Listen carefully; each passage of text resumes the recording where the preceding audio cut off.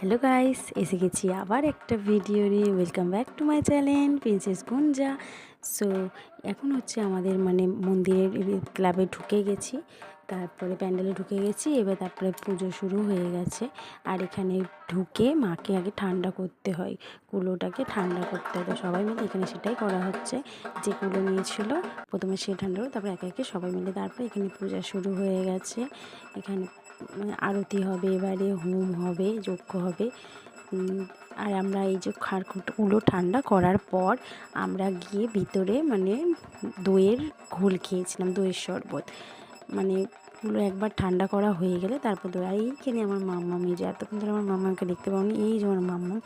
ও এর আগে অন্য ড্রেস পরেছিল, বাট খুব গরম হচ্ছিলো বলে ওকে এই নর্মাল ড্রেস পরিয়ে নিয়ে চলে এসেছি। ও আসবে কি বাইনা, দুপুরবেলা ঘুমাবে না, ওইখানেই আসবে।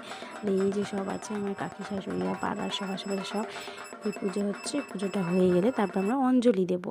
অঞ্জলি দিয়ে এবারে হচ্ছে কুলো নিয়ে আমরা ভাসানে যাব।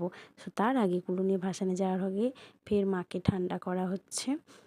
আর হ্যাঁ, আমিও উপোস করেছিলাম, কিন্তু সেটা ভিডিও করা হয়নি। আমিও কুলো নিয়েছিলাম, বাট ভিডিও করতে পারিনি সেটা। আমি রেডি হয়ে গেছি টাওয়াল ফাওয়াল নিয়ে, দেখতে পাচ্ছ, ভাসানে যাবো বলে। আর ভাসানে যাওয়ার আগে কুলো মাথায় নিয়ে তো মায়ের পরিক্রমা করতে হয় 7 বার। সো আমরা সেটাই করছিলাম, এখানে মায়ের পরিক্রমা করছিলাম। এই যে আমার সামনে যেটা আছে, এটা আমার যা। সো ও উপোস করেছিল, আমিও উপোস করেছিলাম, সবাই মিলে এবারে ঘুরছি। তারপরে এবারে ঘোরা হয়ে গেলেই তো আমার মাম্মামও আছে এখানে। তারপরে দেখতে থাকো।